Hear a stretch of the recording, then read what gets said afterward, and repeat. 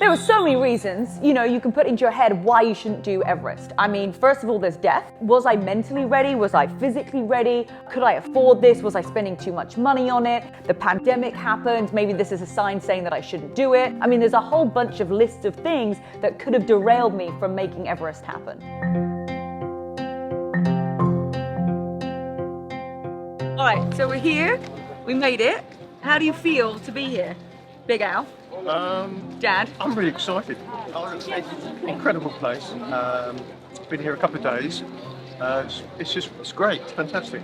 I'm here to support you. That's the main thing. Yeah. And wow, what a place. Yeah, You really loving it. always wanted to bring Mum back here. What do you Yeah, I think do. about Joanne? Having been here now, I was just thinking, wow, Mum would love it here. So yeah, that's the next thing to do is get Train her up. get her. She's dog training right now, and Oh, now that's she'll a be. start. That's a start. Yeah, She's taking Alfie and Penny out for walks right now. yeah. So we'll get her out here. Train her up. Definitely. That's cool. Well, I have to say that we were going non-stop, Luke and I, non-stop crazy business, work, travel, and then I didn't think I really had time to think about Everest, so I wasn't really thinking. And then on the plane, I think I've never been as quiet in my life. You've never been that quiet. Luke's like, you're right, I'm all right, just back off. Just give me I some didn't space. ask you that many times. He did. I asked her a couple times, have you ever heard her quiet for 31 hours? Yeah, because it was just starting to sink in. Because this is 3 years in the making. She was 3 years in the making, started to really sink in. I started to get nervous. Not nervous, it was more of a feeling of am I going to be able to do this? How difficult really is it? Yeah. Am I going to be able to breeze through this? There's so many different variables. We'll go. Do you want to jump in? You jump in. And then we got here, we relaxed, and then we got in a taxi, and I started to get nervous again. Yeah, you were nervous. You were like, arm down. He was really telling me, I was like, yeah, it was one of those types of places that you just want to come back to. As soon as I got here, I thought, I want to come back here, like Vegas. That's what he said. Really? He said, like I felt with Vegas. I said, yeah, Dad, it's just like Vegas. Looks just like Vegas. It's just like Vegas, yeah. As I was writing my book, It Takes Grit, I realized that I hadn't actually done anything in such a long time that had got me outside my comfort zone. And I thought, you know what? What do I need to do to get really outside my comfort zone? I was kind of thinking about, what would it be? And then Mount Everest literally just popped into my head. And as soon as I thought that, it was that's what I knew I needed to do. It's been crazy. So I have not stopped working or traveling or doing something that has involved my constant attention for years. I can't even remember the last time I even had a day off.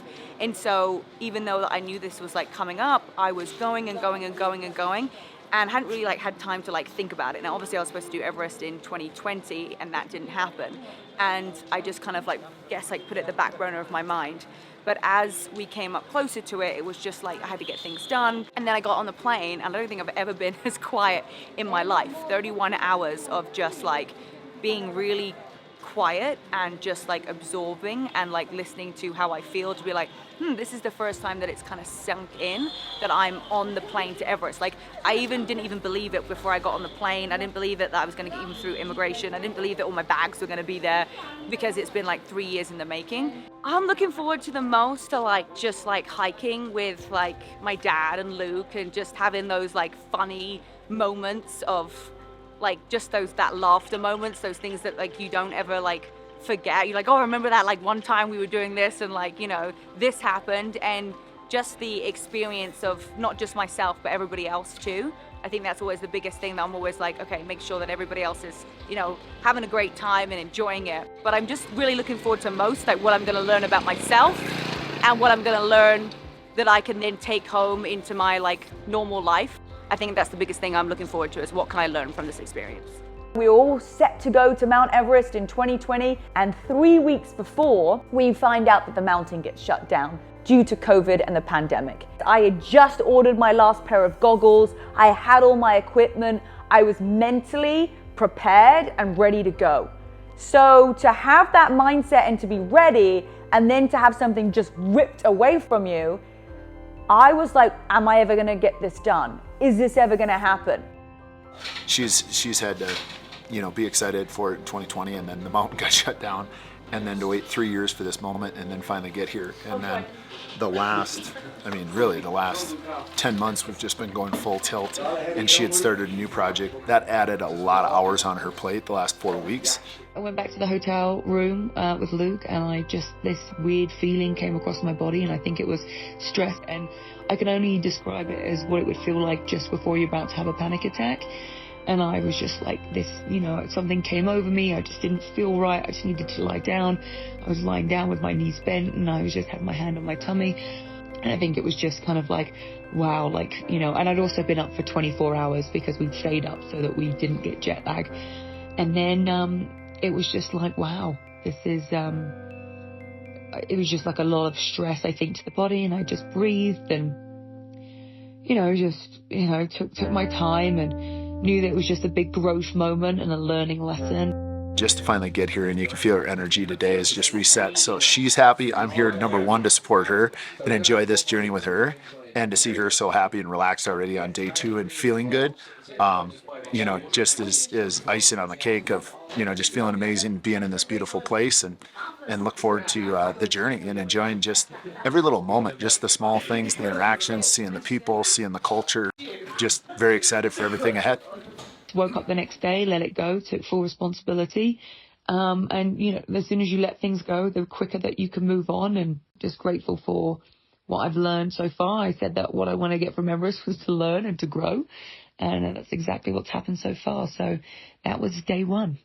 Yeah, I can tell you feel better after having that. Like last night, it was just a release, like a lot of stress and a couple moments yesterday, and you handled it well. Last night, you just breathed. I did write. It's just like, I was like, do you want to be touched? Not be touched? How about I rub your legs? And I'm just like, breathe. Put my hand on your belly, breathe. I said, you know what? It's going to happen, and it's going to happen at the right time when I'm going to be a better version of myself. And I'm so glad that it happened in 2022 because I got to experience it with my dad and with Luke. And I wouldn't have had that experience had it been done in 2020. Well, it's Easter Monday, so we're off to find the Easter Bunny. And we've heard that the bunny is somewhere in the Everest region. So we are off to the airport, the domestic airport. We're going to board a plane, fly to what they say is the world's most dangerous airport in Lukla, hopefully get there safe and sound, and then we're going to bounce to Namche Bazaar because what we're doing, we're on a streamlined Everest program. So we're going to bounce to Namche Bazaar, and then we're going to rest and recover there for a couple of days. It's the Sherpa capital. It's a fairly hectic day for me today, but we're on it, we're here, we're going to get it done. Airport to land in. Although I've landed in some pretty more dangerous areas. I've landed in a plane before. It's true. Oh, It's okay, the new challenge. challenge. That's Dad, TikTok. The daughter's TikTok. We were in the Alps with Kenton actually, and Kenton's like, I think I'd get Luke a permit for Camp 2. You want to go to Camp 2? And we've been doing some ice climbing in Montana and then did the Alps with Kenton. I'm like, yeah, I'm addicted. Let's do Camp 2 for sure. And I actually got to do a keynote like midway through here on that. I fly out the 9th. Excited about that, and then literally get on a plane that day and fly right back here because I want to be here as she does her final push and to meet her coming off the mountain, which will be the most enjoyable experience, I think, of the whole trip, just seeing her come down on the final day. Domestic airport stress. I don't know why I always get stressed here. I think I don't like being around people. I don't like airports. That's what it is. And then this is like always beyond my control a little bit, and it's chaos, and there's always excess baggage charges, and then there's the stress of the flight not going on time, and the weather, and it just stresses me out. But the weather is good. So we looked at the webcam, believe it or not, in Lukla, and it's clear as a whistle. So inshallah, we're going to be on the first flight out of here in about 45 minutes. Looking good. Weather's good here, weather's good there. So when I had the idea of climbing Mount Everest in 2019, I remember reaching out to Kenton, and I said to him, I'm interested in climbing Mount Everest. And when I messaged him, he was like, well, I'm actually climbing Everest right now, so I'll get back to you, once I've, come back down from the summit. I thought, awesome.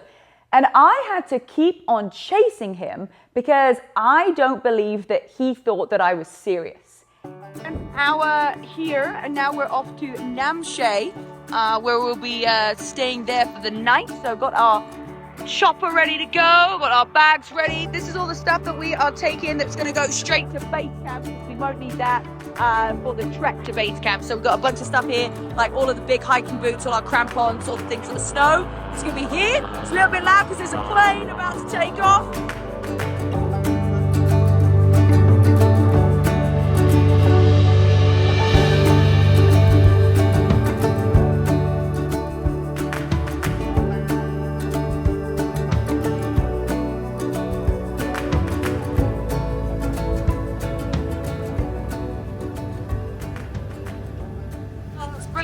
Yeah, a very short runway, and there is no chance for a go around here. So there is one chance to land this, and then that's it.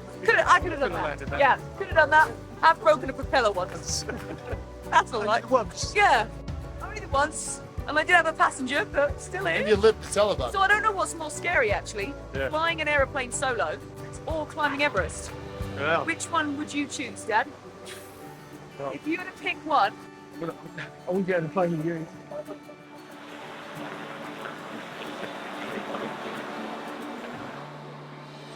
Would you do that? An emergency situation? I don't know. It's been a while. It's been a while since we've been in the plane. There is no margin for error because you can't even do a go around. Like, that is the shortest runway. When you land that, you have one shot to make that work. You're coming up. Well, uphill helps. Right? At least uphill helps because it's going to slow the plane down. But I didn't realize it was that intense. Although this does remind me of the airport in St. Martin. You can hang off the back of it. Oh, that was a terrible experience as well. Someone said it would be a really good idea to hang behind it. I did. And I was so bad. I felt like this is the worst experience. That was terrible. Yeah, this is intense.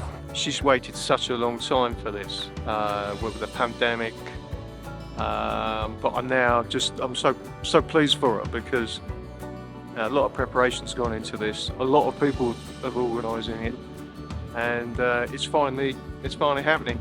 And can't wait to get the next stop. That's always the case. You always want to get to the next point, and that's what she's doing. She's getting step by step until she reaches the summit. Right now we're in Lukla at 9,200 feet, so feeling all right. The altitude, good.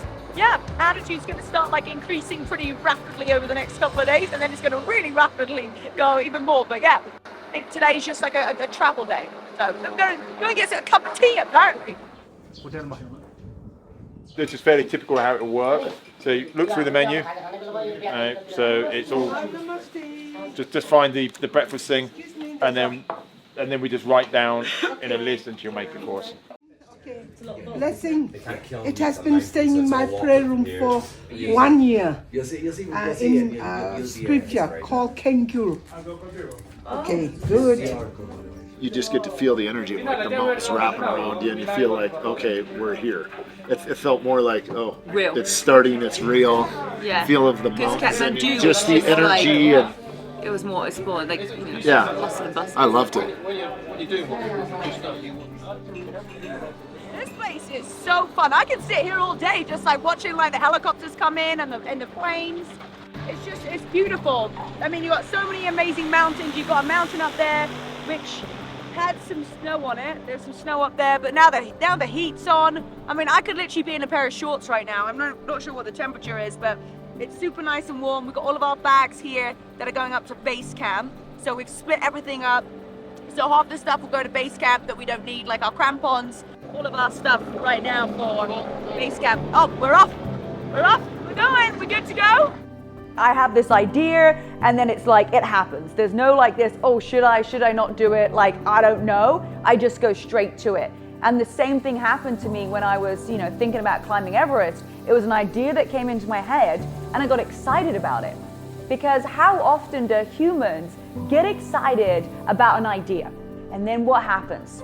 You either go to speak to somebody, and they put a downer on your dreams, or you put your own downer on your dreams by the conversations that you have with yourself.